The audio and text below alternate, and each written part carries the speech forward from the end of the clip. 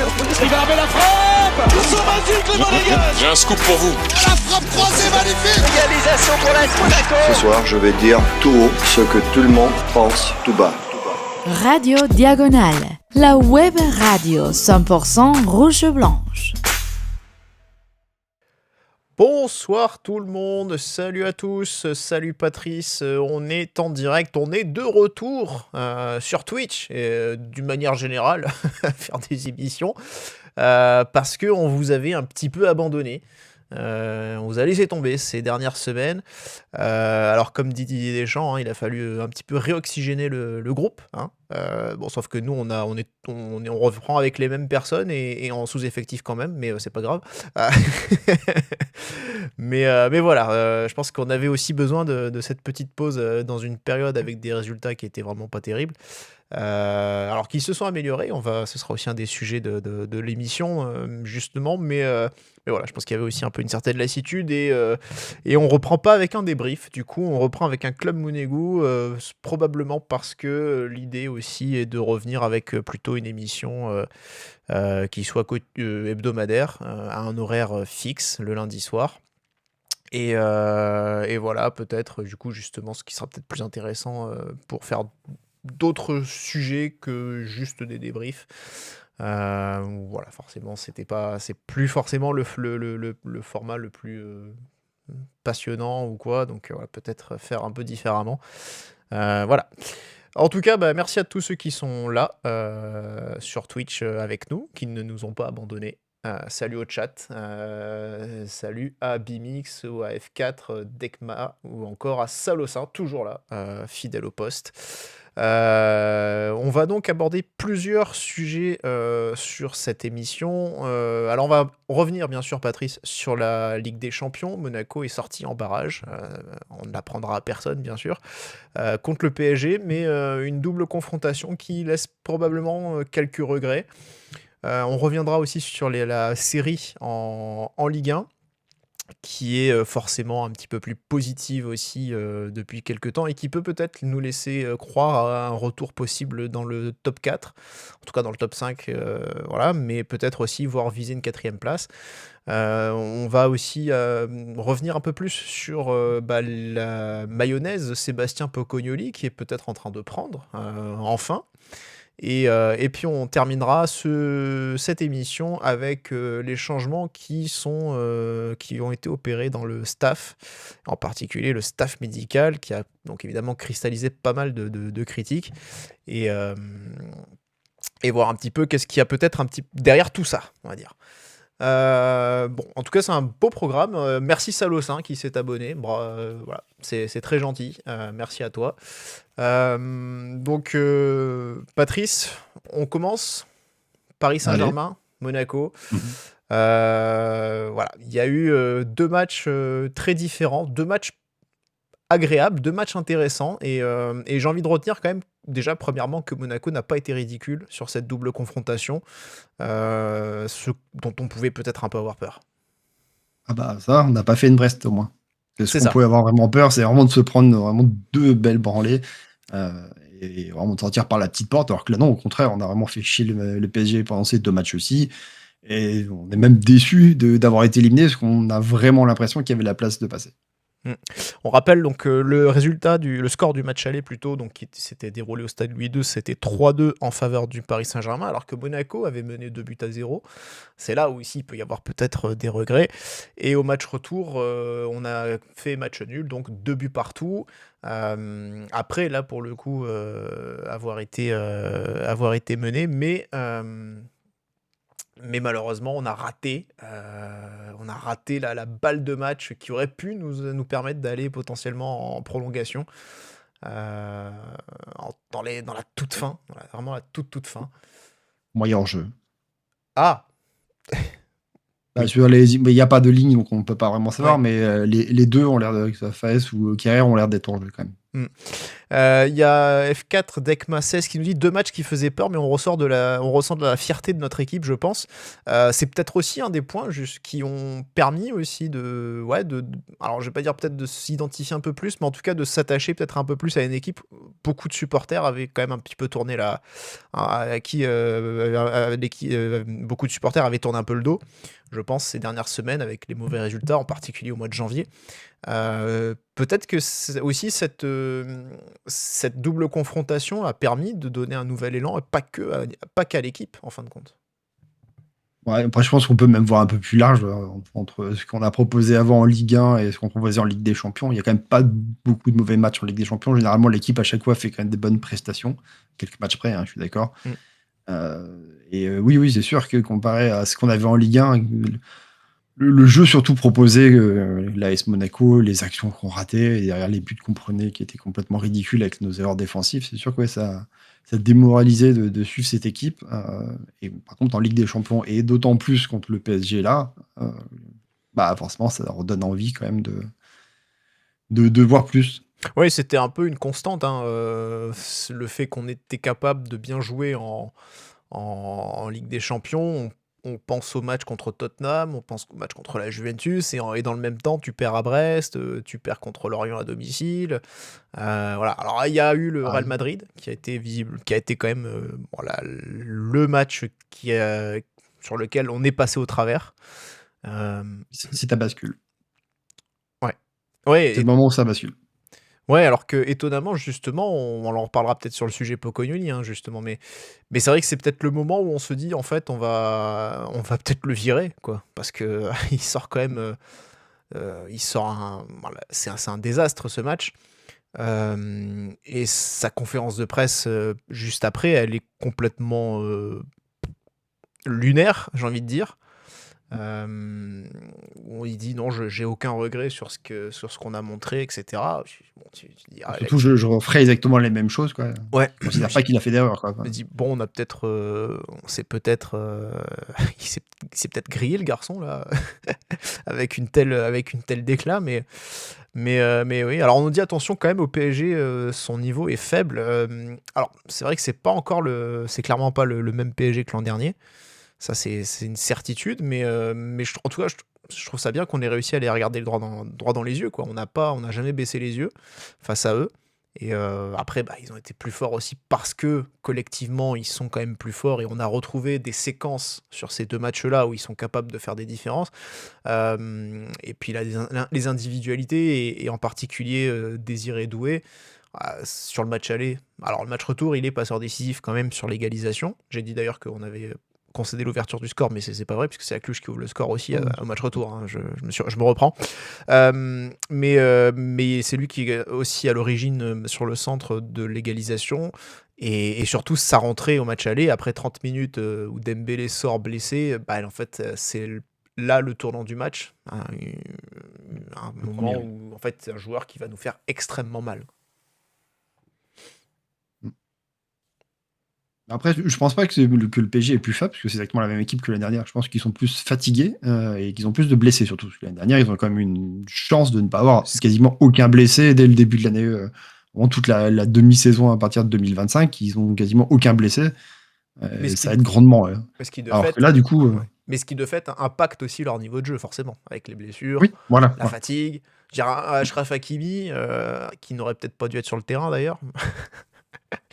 Bref, non, mais blague à part, on n'est pas les mieux placés pour parler de ça. Ouais, et puis j'allais dire, s'il y a vraiment l'agression, là, on va peut-être éviter les blagues, mais c'est surtout que, voilà, c'est un joueur comme Hakimi, pour le coup, c'est un joueur qui a été hyper important l'an dernier. Le poste de latéral, justement, avec Luis Enrique, Hakimi, ça a été un tout autre joueur. Il a complètement transformé, et il a vraiment... Je vais pas dire changer le football à ce niveau-là, mais enfin voilà, c'est quand même une grosse évolution à ce poste-là qu'il a apporté avec Hakimi. Et c'est vrai qu'aujourd'hui, en tout cas cette saison, Hakimi, c'est quand même un niveau très en dessous de ce qu'il a proposé l'an dernier. Donc outre les histoires qu'il peut avoir fatigue, à côté, blessure pour lui. Il y a beaucoup de blessure et stress sportif, forcément, ça joue aussi. C'est ça, hein, c'est pour ça qu'ils sont moins forts. Ouais. Mais Et avoir une équipe qui est moins forte, qui est leader de la Ligue 1 avec déjà 4 points d'avance, et qui sont toujours là en Ligue des Champions. Il n'y a qu'en Coupe de France finalement. Bah, ils ont déjà été sortis, ce qui est aussi quelque part un petit signe. Maintenant, oui, je pense que ça reste quand même aussi du très haut niveau. Maintenant, c'est sûr. Alors, nous, on n'est pas supporters parisiens, mais peut-être que les Parisiens, eux, je sais pas s'ils doivent s'inquiéter en ce moment de n'être que dans cette position-là aujourd'hui, de sentir que les matchs passent un peu à chaque fois ric-rac. Voilà, ça, c'est leur. Ils doivent espérer sans doute des jours meilleurs. Mais bon, en tout cas. On n'avait pas, nous, de notre côté, à se demander de savoir dans quelle forme eux ils étaient. Et nous, il fallait qu'on joue notre partition. Et voilà, on a joué quand même plutôt bien ces 2 matchs, quand même. Même si sur le match retour, c'était quand même assez différent du premier. Je pense que le premier match, on a été plus incisif, plus protagoniste, avant ensuite de beaucoup plus subir et de reculer, alors qu'on s'est beaucoup moins livré dans le second, finalement. D'ailleurs, je sais pas ce que tu penses. Je sais pas, est-ce que tu as vu la vidéo de Cazard qu'il a faite sur Monaco oui, j'ai vu. ne gagnera rien. Il méritait Monaco pas. ne méritait rien. Il méritait etc. pas. Je serais curieux d'avoir l'avis des gens aussi dans le chat, parce que c'est vrai que cette vidéo a fait beaucoup réagir. Forcément, il y a ça. Je pense qu'après, c'était le but aussi de l'exercice de piquer un peu au vif. Voilà, mais je pense que beaucoup de supporters ont réagi. L'ont pas forcément bien prise. Je me demande quand même si, sur le fond, il n'a pas 100% tort. Parce qu'à un moment donné, il dit qu'est-ce que c'est pressing contre pressing. Bon, est-ce qu'on peut parler de football? J'ai envie de dire, c'est vrai que... Le résultat, il est qu'on arrive à marquer des buts avec ces techniques-là. Oui, En les pressant très très fort et en les poussant à faire des erreurs, on a réussi chez eux à mettre 1-0 à la mi-temps, quoi. je suis Et au d'accord. match aller, pareil, on a réussi à mettre 2 buts sur le pressing aussi, qui sont les 2 buts qui viennent du pressing. Donc, Après, c'est la stratégie de tactique, c'est ce qu'on cherche à faire, c'est comme ça que nos dirigeants veulent qu'on joue au foot. Donc voilà, ça, on sait, la donnée à ce niveau-là, elle est claire. Mais pour autant, ouais, je me dis quand même, est-ce que c'est vrai qu'on n'aurait pas quand même...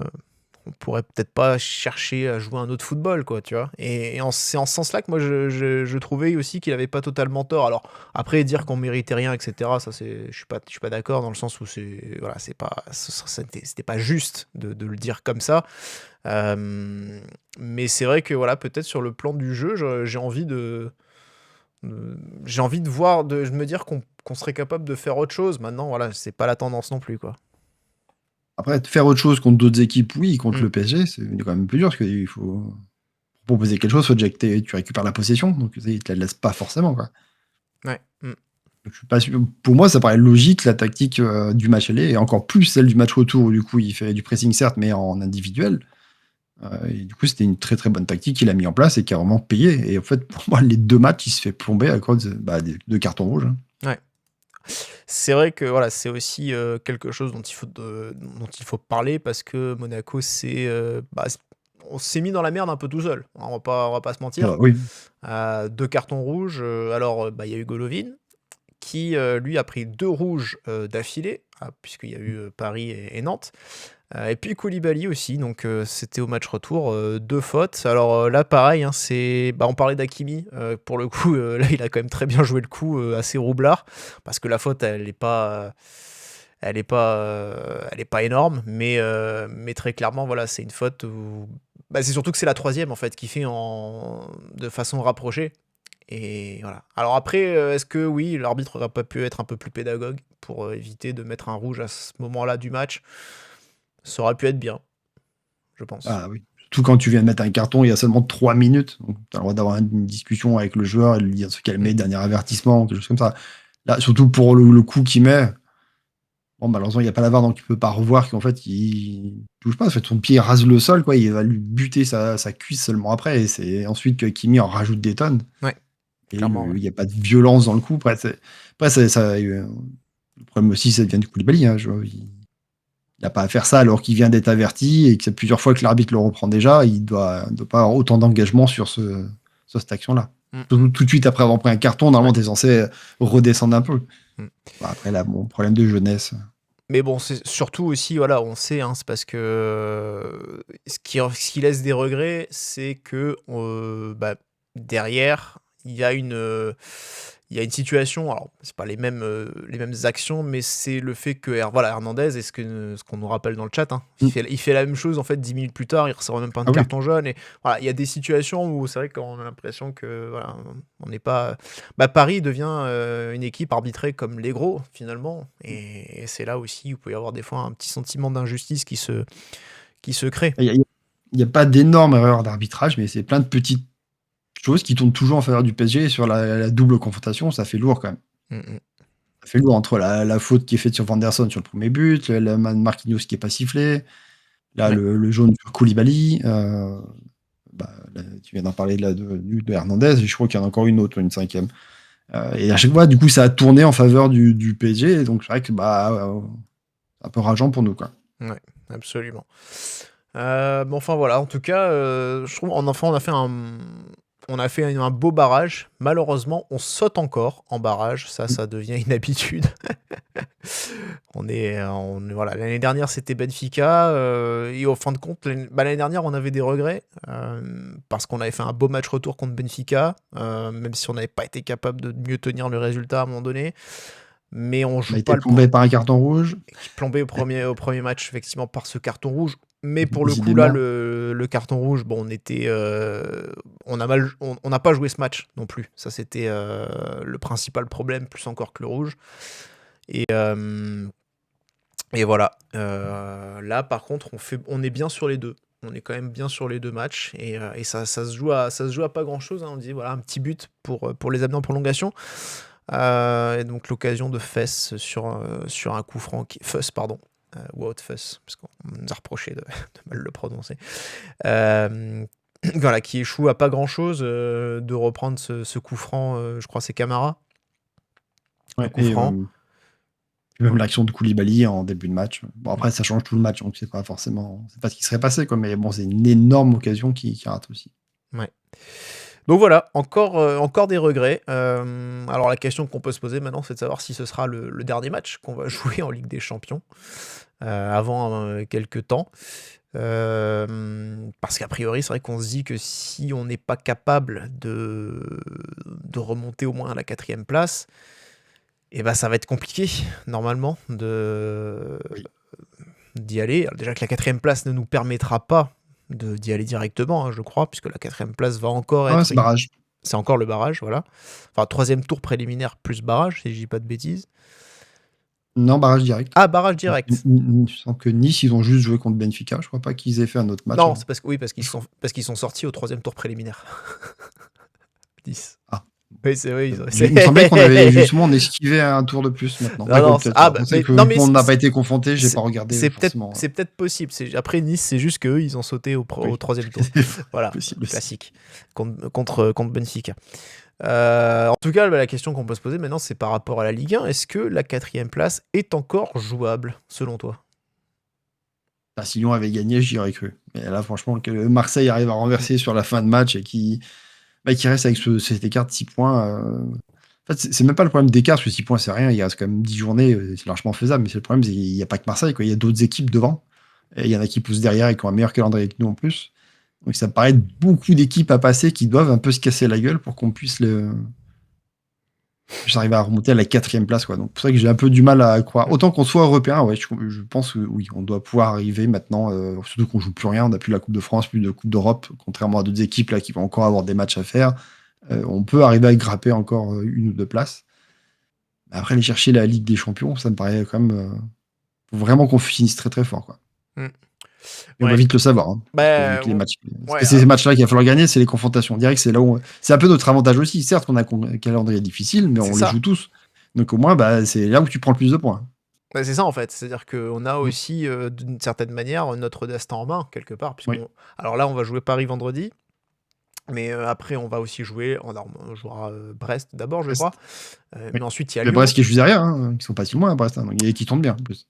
Brest n'est pas si loin. Après, ça reste quand même une équipe assez régulière. Mais je sais qu'avant Lens, j'avais répondu à des questions d'un site lensois. Et c'est vrai que je leur avais dit, dans l'état actuel des choses, Monaco, c'est une équipe de ventre mou, c'est une équipe qui n'a aucune marge par rapport à des Angers ou des Toulouse, etc. Parce que c'était la même irrégularité, voilà. Mais on a le sentiment que justement, voilà, cette double confrontation face au PSG, cette victoire contre Lens, justement, entre les deux, ça a donné peut-être un petit élan et ça a été confirmé avec cette victoire contre Angers, victoire assez, alors, je vais dire, probante, une victoire en maîtrise. Globalement, même si c'est vrai que les deux premières occasions, les deux plus grosses occasions sont quand même plutôt à la faveur des Angevins.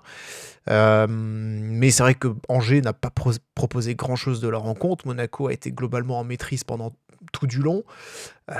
Donc c'est vrai que j'ai quand même plutôt envie de dire que même si on aurait pu avoir une mauvaise surprise à la mi-temps, avec une ouverture du score ou juste au retour des vestiaires, globalement Monaco est en maîtrise et méritait de s'imposer. Voilà.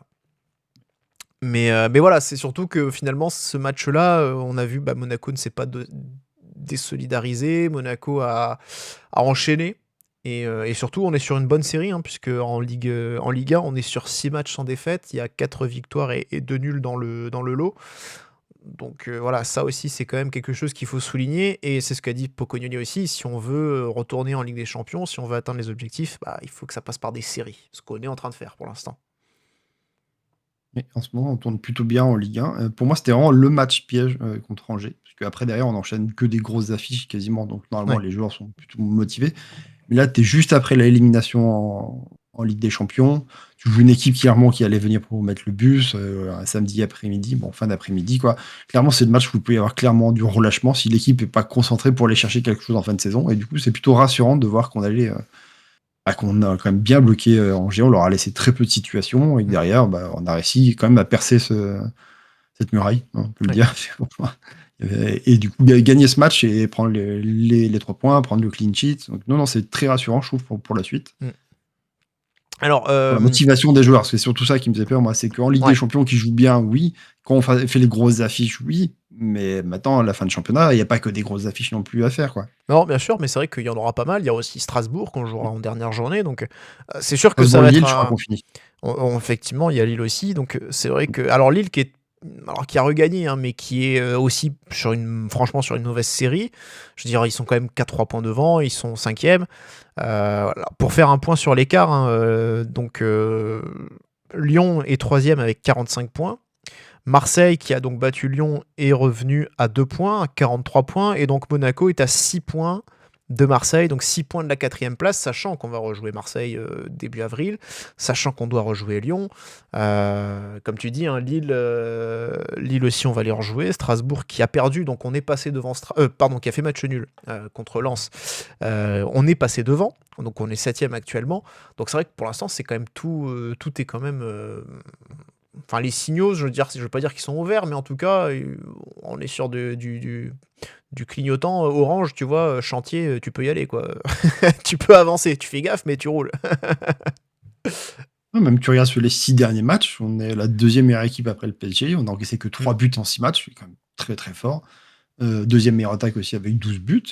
Ouais. Bien aidé par le match contre Rennes, mais pour l'instant, on est quand même bien lancé. On n'a pas rencontré non plus que des petites équipes. Ouais. Donc, non, mais ça, c'est clair. Et puis, on le dit, hein, autant Lyon, là, c'est vrai qu'ils ont perdu contre Strasbourg et Marseille.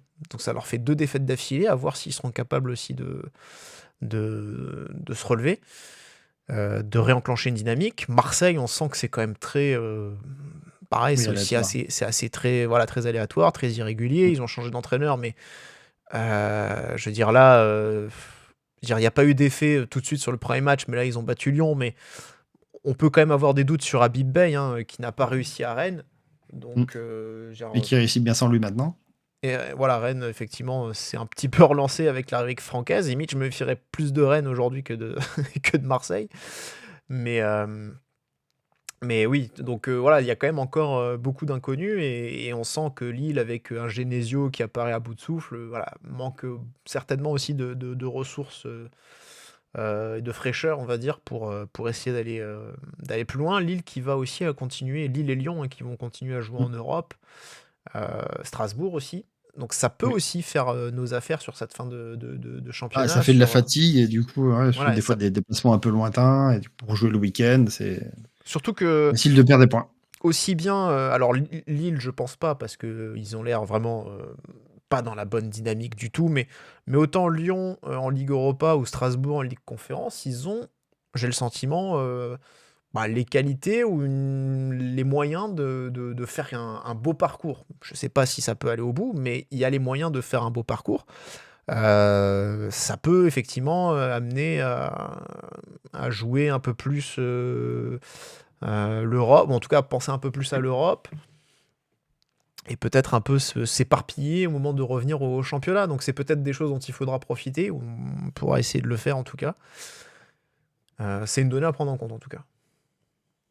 Oui, je pense qu'il y a moyen qu'ils perdent des points à cause de ça, ou qu'ils peut-être mettent un peu de rotation plus sur la Ligue 1, suivant les matchs qu'ils vont avoir dans leur calendrier que en Coupe d'Europe. Ouais. En tout cas, et puis alors aussi la Coupe de France, parce que c'est vrai que c'est pour l'instant c'est 6 places européennes. Mais s'il y a une victoire d'une équipe qui est devant nous par exemple et qui est en Coupe de France, ça pourra en donner une 7e. Donc voilà. Pour l'instant, il y a Et je quand crois même que beaucoup de grosses équipes qui sont encore qualifiées. ouais, c'est ça, il reste que Reims je crois en équipe de Ligue 2. Oui. Puisqu'on aurait dû les jouer si on n'avait pas été éliminé par Strasbourg. Donc il y a encore Strasbourg, je crois qu'il y a encore Marseille, il y a encore Lyon, il y a encore Lyon et Lens. Lens. Lille, je sais pas s'ils sont sortis déjà ou. Si, c'est Lyon qui les sort. Oui. Voilà. Alors Paris Il n'y est manque plus, un, mais mais ou Toulouse, c'est ça, je crois, le dernier. Non, pas oui. Toulouse. Ouais, je crois que tu as raison. Ouais. Et puis donc Strasbourg, bien sûr. Donc ça fait encore du beau monde qui peut aller au bout. Et ouais, Toulouse, c'est ça, on nous confirme. Bimix. Merci. Donc ça fait encore du beau monde qui peut aller au bout et qui peut potentiellement derrière nous libérer une place en plus pour Oui, je pense que là, c'est la vraiment Coupe d'Europe. faisable. Voilà.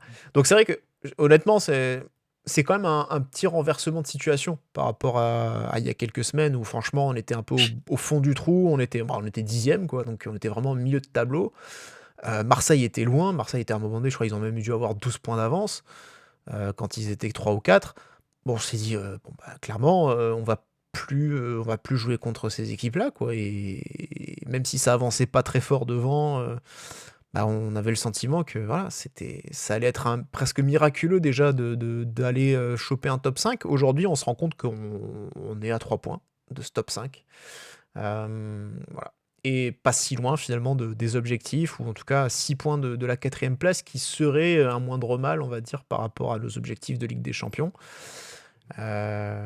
Donc bon, après il faudra encore passer les tours préliminaires, et on sait que comme ça a été rappelé dans le chat, on le sait très bien que c'est pas forcément notre spécialité, ces matchs, ces confrontations directes ou matchs à élimination directe. Donc Maintenant, c'est tellement primordial pour nous d'y aller en Ligue des Champions, parce que si on n'est pas en Ligue des Champions, c'est très compliqué pour nous pour la suite quand même. C'est là qu'on se dira que Ailin Ikena a été bien vendu, que Wilfried Singo a été bien vendu. Ouais, mais des joueurs comme ça, tu vas avoir du mal Oui. à en vendre beaucoup. C'est-à-dire qu'après, parce que l'argent de la Ligue des Champions, là, elle nous aide bien. Parce que... après, ce sera Cluj chez Camara, quoi. Voilà. Ouais, mais bon. Je suis d'accord. La problématique, tu as vraiment besoin, tant que les droits de TV ne sont pas relevés, il te faut l'argent de la Ligue des Champions. Parce que la Ligue Europa, même si tu vas jusqu'en finale, tu gagnes rien du tout quasiment, comparé à la Ligue des Champions. Ah oui, non, c'est clair. Là, je crois qu'on a rentré 50 millions, 60 millions peut-être avec ce barrage. Ouais, je suis même pas sûr que le vainqueur de l'Europa League il arrive à monter aussi haut. Non, je suis pas certain, ouais. Non, c'est clair. Mais après, je pense que on sait, c'est primordial pour les finances du club, mais c'est vrai qu'on se dit finalement, après, à l'époque, l'époque dorée de Monaco, quand Monaco était vraiment installé sur la scène européenne aux années 90, c'est vrai qu'on faisait pas Ligue des Champions chaque année, mais voilà, on faisait une finale de C2, on faisait demi-finale de C3, derrière on fait demi-finale de C1, tu vois, enfin, on est sur d'autres Coupes d'Europe, et c'est quand même... et c'était quand même bien diète, quoi, dans tous les cas. C'était pas des années perdues non plus, quoi. Ah non, mais je dis pas que si on peut pas faire des belles campagnes européennes et tout dans les autres coupes et que c'est pas intéressant pour le club, je dis que financièrement, ça nous plomberait. Surtout parce que à cause du fair play financier, quoi. Parce que du coup, tu as toujours cette nouvelle règle qui fait qu'il faut que tes revenus, tes dépenses soient égales à 70% de tes revenus. Nous, on n'a pas de revenus. On a un club qui n'a pas de revenus. Donc, vu qu'on n'a pas de billetterie, on a un sponsoring qui est quand même merdique comparé au reste de l'Europe. Si t'as pas les revenus de la Ligue des Champions, bah du coup, tu peux pas dépenser. Et si tu peux pas dépenser, tu peux pas payer tes joueurs. Et il y a, ouais. Bah, c'est vrai qu'on a pas mal réduit la masse Et encore salariale. moins revenus. Ouais. Puis il y aura peut-être plus le salaire de Pogba l'année prochaine, on sait pas. Et celui de Fati non plus, certainement. Oui. Parce que bon, il palpe bien les cochons. Hein.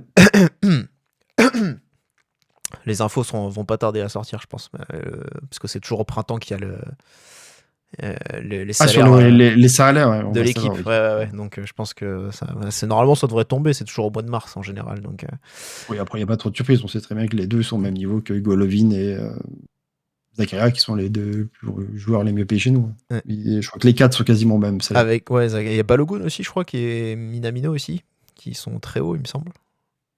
Mais parce que Balogun, Oui, après, paye aussi il des est lâché, impôts, mais je sais que les deux plus gros étaient Golovin et Zakaria qui avaient le même salaire. Ouais. Et je crois que Pogba et Fati sont alignés au même salaire. Oui, c'était ça doit être ça. En tout cas, Salosa nous dit, vous parlez en trésorier, mais en tant que supporter, c'est pas mieux de faire une grande Ligue Europa? Ah bah si. Bah, enfin après, moi tu me dis, même j'ai envie de te dire, même si on gagne une Ligue Conférence, je suis heureux, hein, parce que ça. Ah oui, bien sûr. Bah, on n'a jamais gagné une Coupe d'Europe, donc. Mais c'est vrai qu'on se faisait la réflexion quand on. Même faire une demi-finale, ça me mérite très bien. Je suis très content de faire une belle campagne européenne comme ça sur une coupe. C'est pas. Clair. Ce qu'il faut C'est comprendre, clair, c'est qu'à un moment donné, si on parle de finance, c'est parce que le fair play financier, à un moment donné, si tu ne le respectes pas, ils vont te dire, bah, vous venez plus en Coupe d'Europe, quoi. C'est ça. toute la problématique. Donc, ce sera même plus une histoire de qualification, c'est que tu n'arrives pas à le respecter, donc tu pourras pas jouer ou tu auras des énormes malus. Ouais, des pénalités, des amendes, ou alors t'as des limitations Moins de joueurs. sur le nombre de joueurs sur les listes, ouais, effectivement. Oui. Donc non, mais c'est clair que nous, ça nous fait pas plaisir de raisonner en tant que comptable, hein, parce que bah, déjà c'est pas notre métier et que c'est pas forcément ce qu'on aime faire. Mais c'est vrai que et je pense que c'est aussi ça peut-être un peu qui doit créer le décalage ou avec la direction actuelle, parce qu'on sait que voilà, il y a eu beaucoup de protestations. Alors c'est pas que sur ça, mais c'est vrai que les transferts, les ventes de certains joueurs, des grosses ventes qui n'ont pas forcément été remplacées en plus cet été, c'est des choses qui n'ont pas été bien perçues par les supporters, ce qui s'entend. Les bénéfices qui ont été engendrés, réalisés par l'ASM sur les 2 derniers mercatos, qui est quand même l'équipe qui a le plus gagné d'argent, hein, sur les 2 mercatos cumulés. C'est dans la lettre de l'observatoire là, du CIUS. Ils servent qu'à ça. Hein. Missa va faire entrer de l'argent pour valider le fair play financier et pas se faire taper sur les doigts. C'est ça. 134 millions. Hein, quand après, même. dans quelle proportion en fait c'est de la marge qu'on fait en plus, ou tu vois, est-ce que c'est pas une anticipation même sur l'année prochaine, en sachant que les droits TV de Ligue 1 seront encore peanuts? Voilà, c'est difficile à dire, mais c'est vrai que là aussi, où c'est difficile à entendre, c'est parce que l'affaiblissement sportif fait que ça te laisse moins de chances d'y retourner. Et d'ailleurs, on n'est pas sûr d'y retourner, justement. Donc c'est aussi forcément le cercle vicieux à ce niveau-là. Mais oui, C4, même franchement, Ligue Conférence, si on la gagne, je suis heureux. Mais c'est vrai qu'on se faisait aussi la réflexion du tableau qu'on voyait. On a vu le tableau de l'OL en Ligue Europa.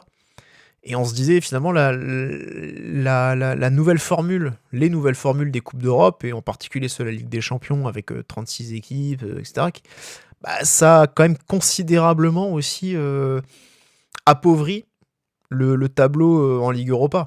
Parce qu'en plus, avant, on avait pas la reverse. Voilà, exactement. Avant, on avait les 3e qui étaient reversés, ce qui permettait d'avoir des fois quelques belles équipes ou quoi. Et là, c'est vrai que on se rend compte que c'est pas très prestigieux. Alors bon, si on gagne la Coupe d'Europe, la Ligue Europa, on s'en fout, hein, de savoir qui on a joué ou quoi. Mais c'est vrai que voilà, en termes d'affiche aussi, je pense que c'est quand même moins sexy forcément, et ça l'est devenu encore moins avec les nouvelles formules de ces Coupes d'Europe. Voilà. En tout cas, clairement, il faut. Pour moi, je pense qu'aujourd'hui, ça reste jouable, mais c'est clair que je pense que le match de vendredi va être beaucoup plus important qu'il n'y paraît contre Paris. Alors, pas seulement en termes comptables, parce que on sait qu'on joue Paris et qu'à tout moment on peut perdre, mais on a été capable de les battre en championnat au match aller, 1-0, et c'est vrai que c'était aussi un des matchs qui a constitué je vais pas dire un des points d'interrogation, mais qui a accentué aussi cette incompréhension par rapport vis-à-vis de cette équipe, parce qu'on se disait, mais attends, on est capable de jouer contre le PSG, de les battre, de les dominer, même aussi, parce qu'on avait quand même été capable de les dominer, et derrière, on perd contre Brest, il y a un problème quelque part. Donc c'est un match qui va être vraiment important.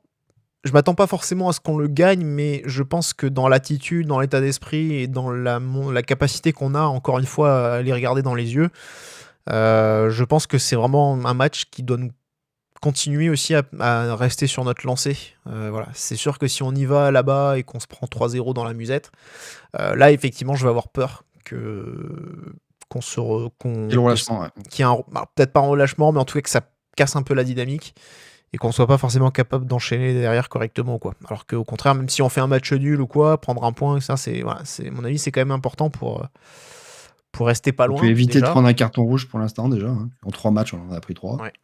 Les cartons rouges, les blessures, c'est vrai que pendant ce temps-là, Marseille jouera contre Toulouse, Lille jouera contre Lorient, Rennes jouera à Nice. Ah bah tiens, le Ezico là, le Franck Ezico, déjà. Nice qui va très très mal aussi, hein. Et puis Strasbourg va jouer. Ah non, attends, ça c'est Coupe de France, ça c'est contre Reims. Non, je veux leur match de championnat. Ils vont jouer contre.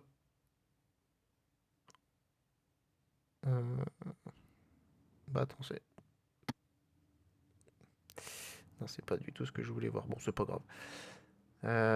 C'est pas grave. Match. Ah oui, c'est là. Ils joueront Auxerre. Auxerre. Voilà. À Auxerre.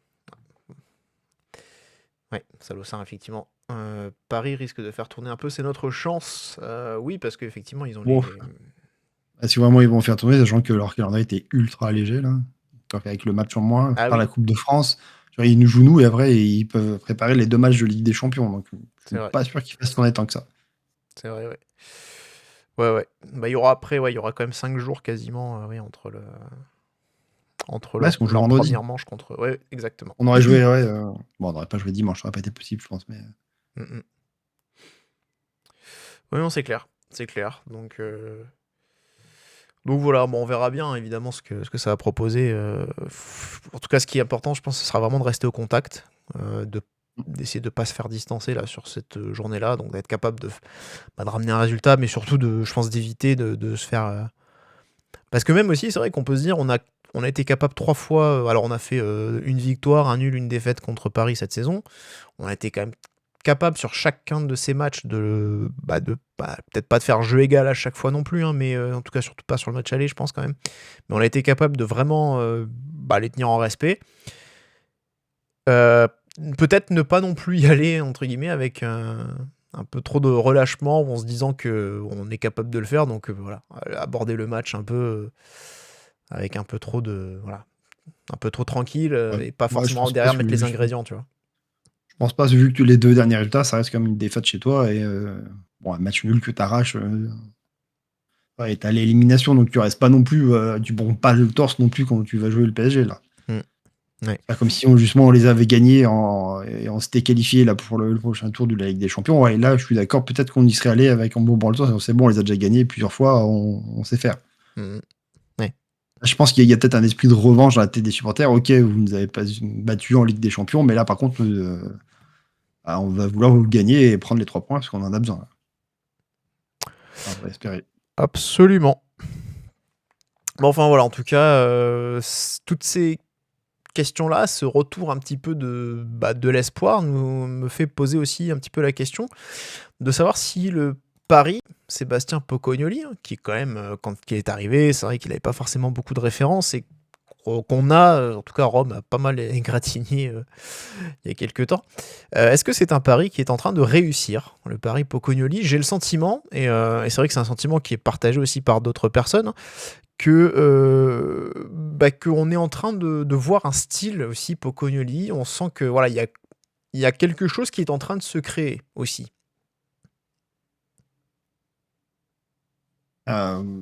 Bah, clairement, les résultats sont en sa faveur et du coup, c'est des choix tactiques qui sont quand même assez importants. Comme on voit contre le PSG, il a quand même fait pas mal de modifications par rapport à comment il joue habituellement. Là, en ce moment, sur chaque match, il nous change de tactique. Et pourtant, les résultats continuent à aller. Oui, clairement, il y a quand même sa patte qui prend. Et après, bah, l'avantage, c'est qu'enfin, maintenant, il commence enfin à avoir des retours de blessures et un peu moins de blessures, on va dire. Du coup, il commence à avoir un groupe un peu plus complet et avoir un peu plus de marge pour pouvoir jouer. Et du coup, je pense que ça se ressent aussi sur les résultats parce que, bah, comme on l'a dit, il a fait un peu une Thierry, hein, c'est-à-dire qu'il arrive au club, il y a une avalanche de blessures, il est obligé de jouer avec vraiment. Il n'a pas trop de choix à faire parce que du coup, tellement tout le monde est blessé, il est obligé de mettre en place les rares joueurs qui sont encore valides. Mais après, il y en a encore beaucoup d'absents quand même. Ouais, Là, on avait encore 8 joueurs qui étaient sur le flanc contre Paris. Tu avais en plus des suspendus. Mais je veux dire, Mawissa n'est revenu que là cette semaine, enfin contre Paris. Il a joué un petit peu, il a rejoué un petit peu là, je crois 30 minutes, il me semble. Donc on va quand même y aller mollo avec lui en termes de reprise. Donc il n'a pas non plus un groupe hyper étoffé, mais là où je trouve que là où il faut le saluer, je pense, c'est que malgré ses moyens limités, et c'est assez constant depuis qu'il est arrivé, malgré ses absences et ses manques, bah, j'ai l'impression qu'il trouve quand même des solutions, quoi. Il arrive à trouver des petites stratégies pour faire en sorte que ça fonctionne à peu près quand même. Non, même au niveau je disais tout à l'heure, au niveau de la tactique, où il arrive quand même bien à s'adapter suivant ses adversaires, même si on n'est pas forcément toujours d'accord avec ce qu'il peut choisir. Pour l'instant, mine de rien, ça marche, quoi. Le retour de la défense à 3, il apporte quand même une belle stabilité défensive. On enchaîne quand même beaucoup de Le clean sheets à l'heure replacement de actuelle. Zakaria aussi en défense, Oui. clairement. C'est un des points aussi à souligner. Ça. Ouais, ou même ne serait-ce que le lancement de Bamba là, sur les derniers matchs qui nous fait un bien Ouais. fou. Koulibaly qui joue un cran plus haut aussi, qui fait quand même, mine de rien, de très bons matchs, qui offensivement apporte quand même pas mal. Ouais. Donc non, il y a quand même de bons choix. Après, il est bien aidé aussi par, mine de rien, les deux recrues qu'on va chercher au mercato. Déjà, parce que défensivement, il nous fallait un défenseur qui soit rapidement prêt, qu'on l'a recruté, mine de rien, Faes l'est. Même si ces matchs sont un peu à dents de scie, mais bon, je veux dire, un peu comme tous nos défenseurs. Par contre, Adingra, bon, lui aussi, il est en dents de scie, mais ses pointes hautes sont beaucoup plus intéressantes quand même. Parce que, du coup, il est quand même régulièrement buteur. Il a déjà mis 3 buts depuis qu'il est arrivé. Et pas des buts moindres. Ouais, c'est vrai. Mais après, il y a eu des matchs un peu en dedans aussi de sa part. Oui, ce que je dis, il fait vraiment Voilà. il est en dents de scie, hein, tu vois. Et puis, c'est vraiment les très hauts et les très bas. Hein. Il y a des matchs qu'il est très très mauvais. Mais c'est vrai qu'il lui apporte aussi. Contre Angers, il nous fait vraiment du bien. Il apporte aussi beaucoup de polyvalence parce qu'il est capable de jouer plus haut, mais il peut jouer piston aussi. Donc ouais, c'est comme tu dis, comme dit Salossin, c'est quand même la chance d'avoir une recrue potable à Dingra. Et puis F4 Dekma 16 nous dit si son message passe dans le vestiaire, c'est le principal. C'est vrai, c'est aussi le sentiment qu'on a, c'est-à-dire qu'il arrive finalement aussi à. C'est pas que tactique, c'est aussi on a le sentiment qu'il arrive à emporter un peu l'adhésion, à traîner un peu le groupe avec lui. Ce qu'on ne sentait plus du tout avec Adi Hutter, et c'était pour ça que, à mon sens, le changement était aussi nécessaire, même si oui, on pourra critiquer Pocognoli sur les très mauvaises séries qu'il a faites entre décembre et janvier, sur la pire défaite de l'histoire en Ligue des Champions, en Coupe d'Europe de manière générale contre le Real. C'est vrai qu'on pourra vraiment critiquer ça aussi de son côté, mais lui aussi il a trouvé des ressources finalement, et ça c'est peut-être pas anodin.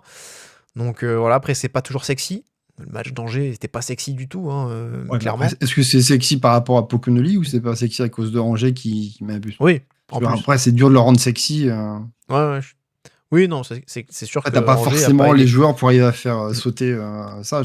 Mais c'est vrai que tu vois, je veux dire, en tout cas, ce qui change, peut-être, c'est on sent que voilà, c'est quelqu'un qui a une assez bonne estime de lui-même, ça c'est très net. Oui, c'est un peu, on pourra me dire il se la pète un peu, mais voilà, on sent qu'il a quand même un vrai mental de gagnant. Enfin, c'est quelqu'un qui on le sent, hein, voilà, il aime pas perdre, il a pas envie de se laisser marcher dessus. Et c'est vrai que voilà, il montre du caractère. Et j'ai l'impression que ce caractère, c'est aussi ce qu'on revoit un petit peu plus son équipe. Et alors on disait, hein, moi je sentais que, enfin. Après, encore une fois, voilà, il a la façon de le dire où il se met pas mal en avant, mais bon, peut-être aussi que c'est quand même. On reproche souvent plein de choses à les entraîneurs, mais c'est vrai qu'on peut aussi le mettre à son crédit, d'avoir créé cette mentalité un peu plus de gagnant, et ça s'est vu contre Lens aussi, par exemple. Où on fait pas un très bon match, mais dans le scénario, on arrive à renverser un petit peu la table et à gagner 3-2 avec 3 buts en 10 minutes. Donc voilà, c'est aussi dans ces choses-là qu'on peut voir un peu plus une cohésion d'équipe, d'une cohésion de groupe qui se crée et qui fait que ça donne l'impression que ça va dans le bon sens. Ouais, je trouve que ça coïncide aussi un peu avec le retour de Zakaria. Je trouve qu'il fait déjà beaucoup plus son rôle de leader aussi. Ouais. Là où au début de la saison, je trouvais qu'il était un peu neutre sur le terrain, que je le sentais pas du tout investi dans le rôle de capitaine. Non, pas au niveau de son jeu, parce que là, oui, clairement, c'était un fantôme sur le terrain, mais je veux dire, au niveau de son rôle de capitaine. Tu veux dire qu'il y avait un transfert qui n'a pas été digéré ? Un non-départ qui n'a pas été digéré ? Ce serait bizarre. Je ne sais pas dans quel sens. Est-ce que Monaco l'a fait et qu'il ne l'a pas apprécié du tout, ou est-ce que lui, il était à fond pour et que du coup, ça ne lui a pas fait plaisir qu'on l'annule ? Je ne sais pas dans quel sens ça ne lui a pas fait plaisir, mais oui, on le sent qu'il y a de ça. Mais je trouve que depuis qu'il est revenu de sa blessure, on a retrouvé le capitaine qu'on avait la saison dernière, ou qui rank ses troupes et tout, qui remplace les joueurs. Ça joue beaucoup, quoi. Après, pour Bocconi, il faut dire, sur ses débuts, quand même, il y a quand même énormément de choses qu'on trouve qui ne va pas, quoi. Genre des choix tactiques qu'il peut mettre en place, les positions de certains joueurs qui ne sont pas du tout à leur bon poste et que pendant tout le match, ça ne marche pas. Le fait que dans le jeu, on ne voit absolument rien. Tu vois, il n'y a pas de décalage, tu n'as pas de système de jeu qui ont l'air d'être mis en place, que tu ne vois pas. Les joueurs progresser d'une certaine façon ou de faire des enchaînements de passes. Tu te demandes des fois ce qu'ils travaillent à l'entraînement, quoi. Et c'est vrai que là, depuis quelques matchs, pas forcément que au niveau du résultat, mais au niveau de ce qu'il peut proposer, il nous surprend, je trouve, sur des choix tactiques et qui sont payants. Ça dure. Ouais, après, souvent aussi, des fois, c'est la loi des séries. Oui. Des fois, on a le sentiment que on essaie de faire les choses bien, mais que quand ça veut pas, ça veut pas. Et puis, puis des fois, c'est pas toujours très bien, toujours très inspiré, mais voilà, il y a les choses qui tournent dans le bon sens aussi, parfois, et qui font que ça marche quand même. Donc voilà, c'est un peu. Après, je pense qu'il a une certaine idée du jeu qu'il veut mettre en place. Ouais. Il arrive avec les idées qu'il avait depuis l'USG et qu'il a voulu absolument les appliquer sur l'AS Monaco, sauf qu'il n'avait pas l'effectif pour à ce moment-là. D'une, parce que l'effectif de base déjà n'était pas forcément prévu pour ça, mais qu'en plus, on avait beaucoup de blessés. Ouais. Et que là, maintenant, ne serait-ce que déjà par le retour de Zakaria, qu'il aide beaucoup pour refaire sa défense à 3, et le fait d'avoir aussi Adingra, qui est plus un joueur déjà qui ressemble à ce qu'il veut mettre en place avec des joueurs un peu plus rapides, techniques que nos milieux offensifs qu'on avait, parce que mine de rien, avec Liouche, Golovin, Minamino, c'est un peu 3 fois le même profil. Ouais. Je pense que là, en ce moment, il peut peut-être un peu plus faire déjà ce qu'il a comme idée en place, qu'il n'a pas non plus une expérience folle, donc c'est sûr qu'il a un système qui a beaucoup marché. Je pense qu'il tente quand même de le réappliquer. Oui, on voit qu'il y a une continuité, parce que il a commencé, on se rappelle, avec la défense à 3, ensuite il est passé à 4, quand à 4 ça a plus fonctionné, il est revenu à 3, et puis là ça marche mieux à 3, donc on se doute qu'à un moment donné, pareil, ça marchera peut-être un peu moins bien, et puis il changera à nouveau. Après, on dit franchement, peu importe le classement final, la saison est ratée quand même.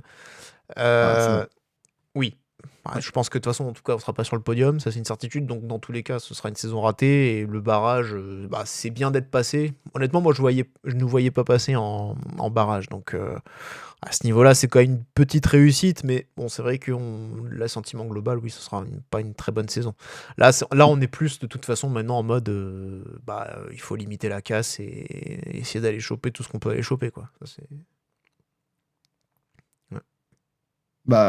Oui. Maintenant, comme tu dis, il faut aller chercher au moins une Coupe d'Europe.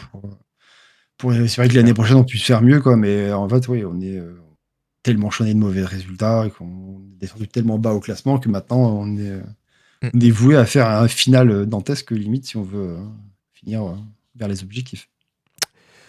Tout à fait, c'est ça. Bon, enfin voilà, mais en tout cas, on va espérer que ça continue dans cette bonne direction. Et puis c'est vrai que justement, ça me fait penser sur le point, sur Zakaria, quand tu parlais de leader qui se révèle, bah, c'est ce qu'il a dit, hein. Il y a des. Juste après Angers, c'est-à-dire qu'il y a des leaders qui sont en train d'émerger. Donc c'est pas anodin aussi. Puis quand tu parlais du fait qu'il n'avait pas d'équipe, enfin pas une équipe construite avec ses idées, enfin forcément l'effectif qu'il avait construit, c'est vrai que c'est aussi un point qu'il avait un petit peu soulevé. Et il avait, je sais pas si c'était à quel point c'était un peu dirigé ou pas contre quelqu'un, mais c'est vrai il avait dit, bah j'ai pas une équipe qui a été bâtie pour mes idées. Donc bon. Après, c'est vrai que Après, les idées étaient il- pas non plus, paraissaient pas comme révolutionnaires, hein, mais Après, il sait où il vient, hein, joueur, quand il vient, il connaît l'effectif, il sait ouais, l'état de ouais, l'effectif, c'est un peu même ça s'il y a eu aussi. d'autres blessures qui l'ont pas Mm. arrangé, mais bon, au moins, il Mais c'est arrive. ça.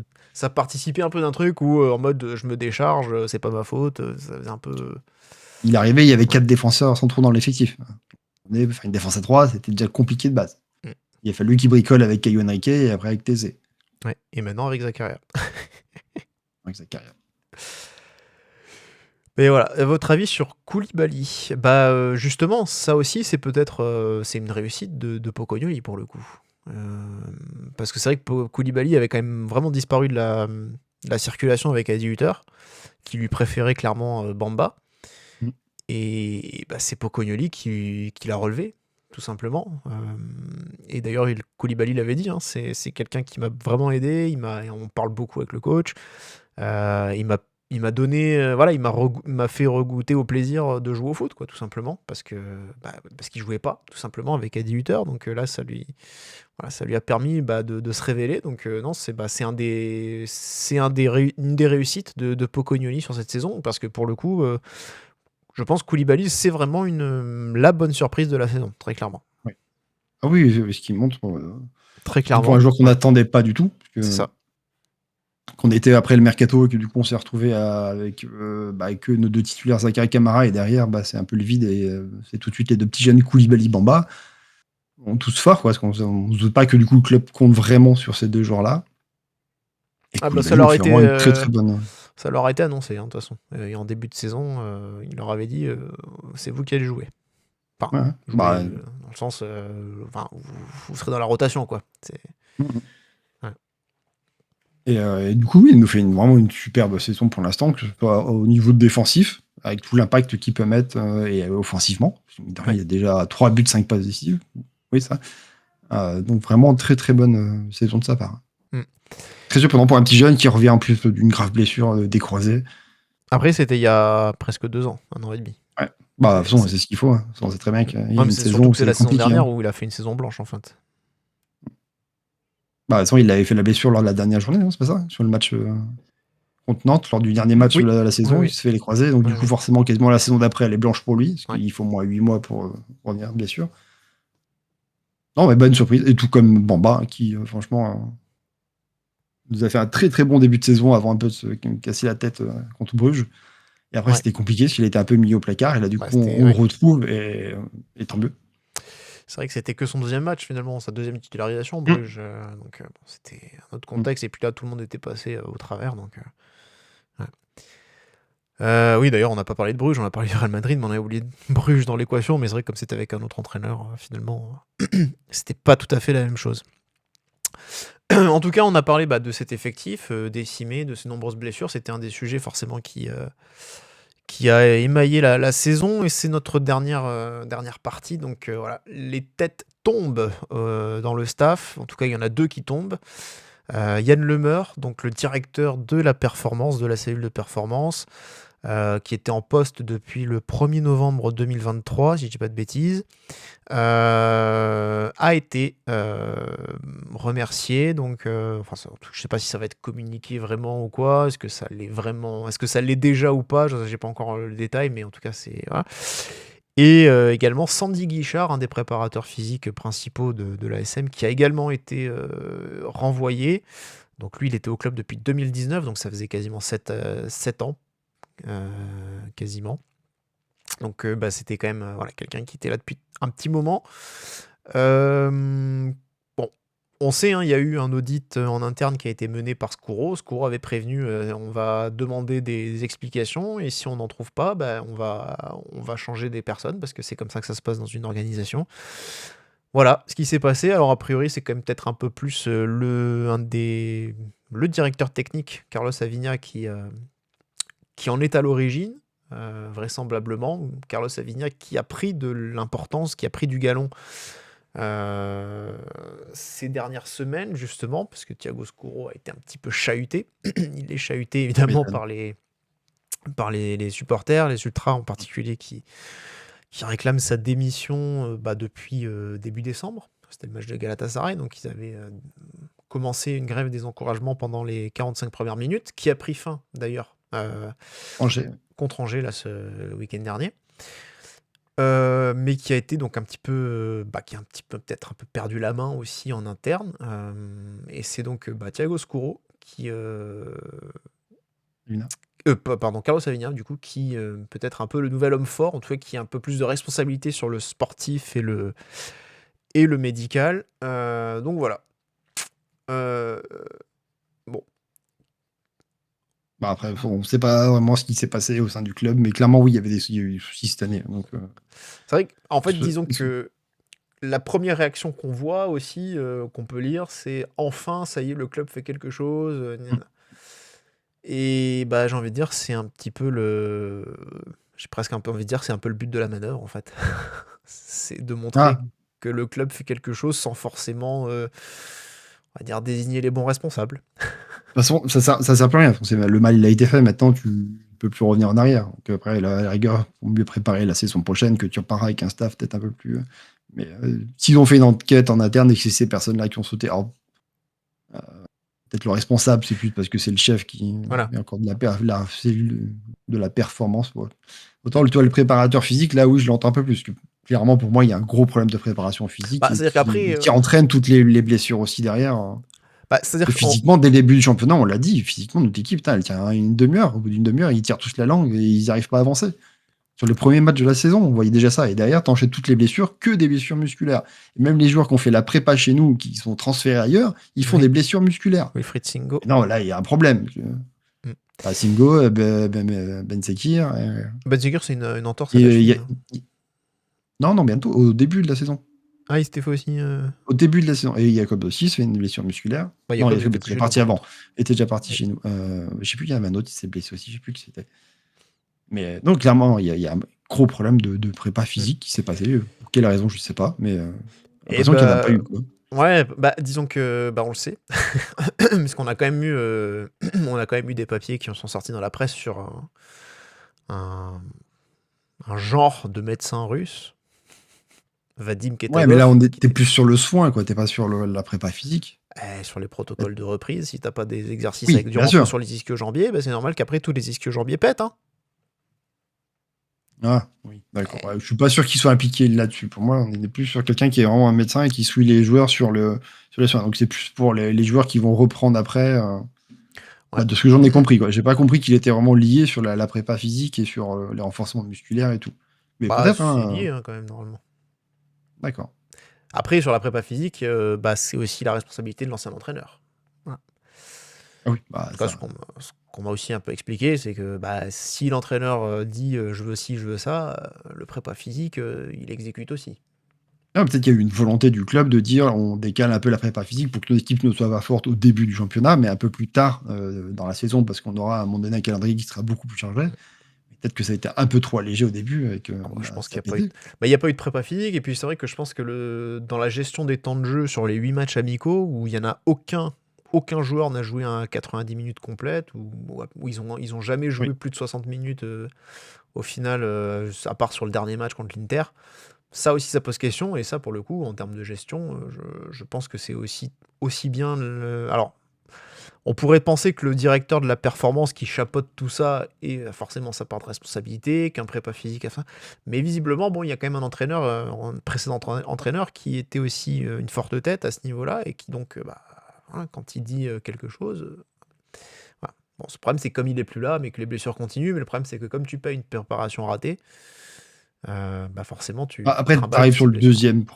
t'arrives sur le deuxième problème. Alors, s'il y a un problème intermédiaire, quand même, c'était l'hygiène de vie de nos joueurs, hein. Il y a quand même beaucoup de Aussi, oui. rumeurs qui tournent autour de nos joueurs pour dire que, quand même, ils font pas mal de merde à côté du club, que le club fait aucune vérification là-dessus pour un peu les sanctionner.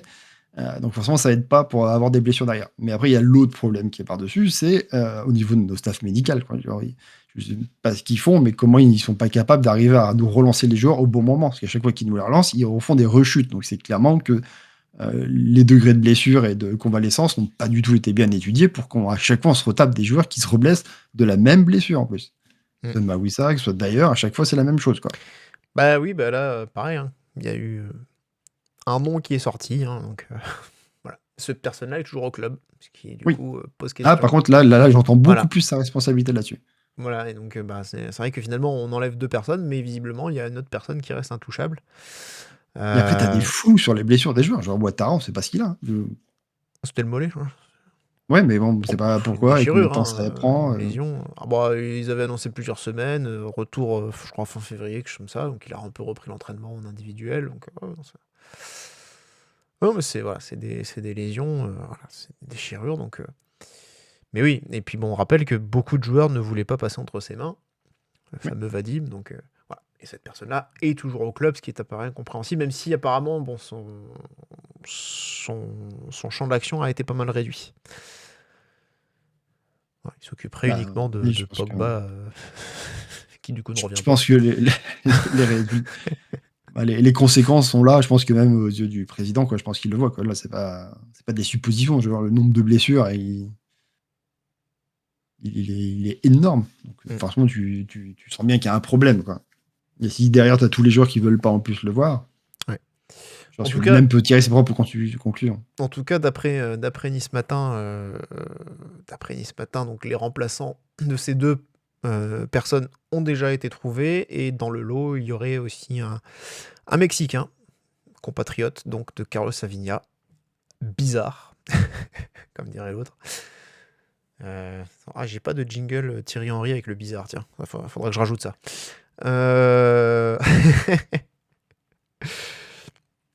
Mais donc voilà. Bon, après, on va pas faire les experts à analyser Oui, on connaît pas, il est peut-être des compétent. postes, voilà. Mais Pas des experts de FM pour connaître le moindre poste cela dit, non mais voilà, club c'est vrai et que- des niveaux des personnes.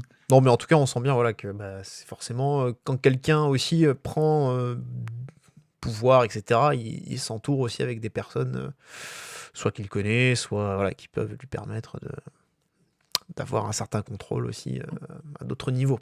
Ce qui est du coup assez logique au final. Et ce qui traduit aussi bien, je pense, du coup, la montée en puissance de Carlos Savinha en interne. Voilà. On aura peut-être des surprises cet été et que ce sera plus Kouro qui sera directeur sportif. De toute façon, il arrive en fin de contrat, non? Non, il avait été prolongé. Ah, Ouais. bon, Ça avait bah, été- peut-être qu'on aura une surprise et que. On verra Nous bien. verrons bien. Voilà.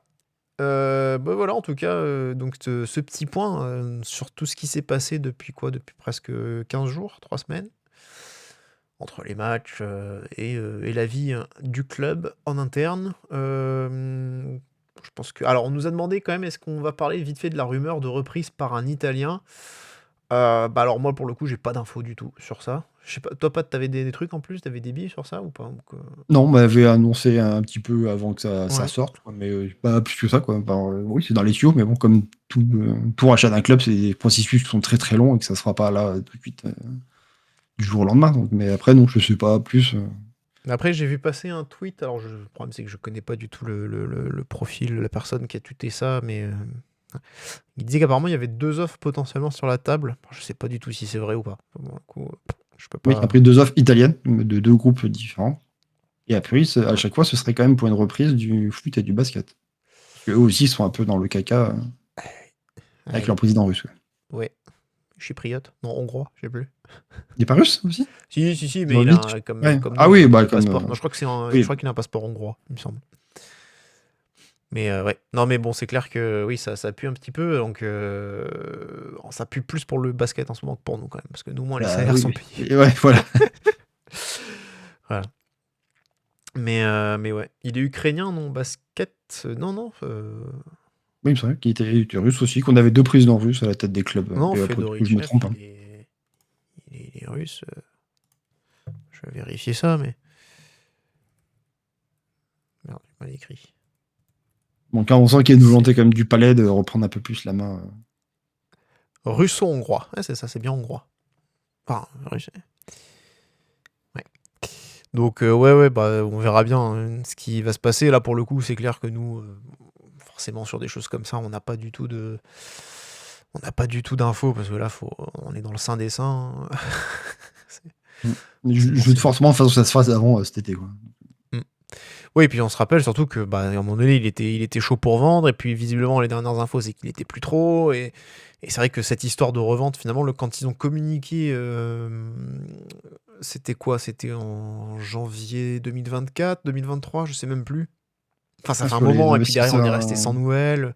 saoudiens. Hein? Pour les saoudiens. Ah, même avant, je crois. Ah. Quand on veut en tout cas vraiment le communiqué qui était paru dans la presse de l'entourage de Ribot en disant oui, il y a une consultation qui va être menée par le groupe, par une banque d'affaires Rain. Oui. Ouais. Ça, je sais Ouais. plus, c'était quand même, je pense que ça doit faire peut-être 2 ans et demi, je sais plus exactement. Mais donc c'est vrai que voilà, entre-temps, oui, ça a été beaucoup de silence radio sur. Il y a eu quelques rumeurs, bien sûr, les Saoudiens, des Belges aussi, je crois. Aussi américains, il me semble. D'Américains. Voilà, enfin, forcément, voilà, il y a beaucoup de choses des fois, mais c'est vrai que pendant de longues périodes, on n'entend plus parler de grand chose non plus. Et donc c'est vrai que c'est difficile un peu de savoir exactement ce qu'il en est. Donc bon. Nous verrons bien. En tout cas, ça c'est difficile d'avoir des infos. Je suis pas sûr que ça, pour l'instant, ça vende le club. Mais bon. On verra bien. Donc voilà. Patrice, ce qu'on pouvait dire pour faire un peu ce gros point d'actu.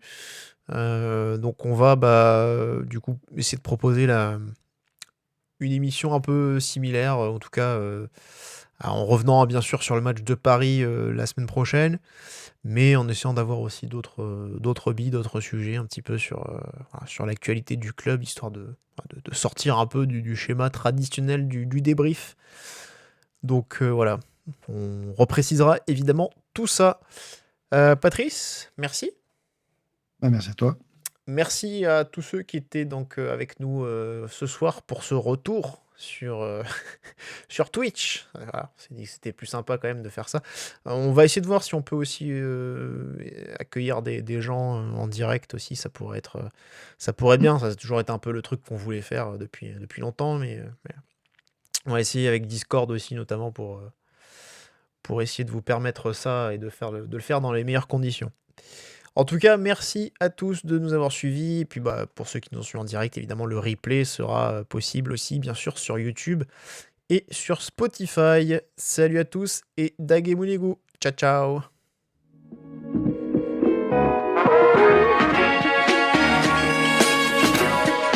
Et bisous.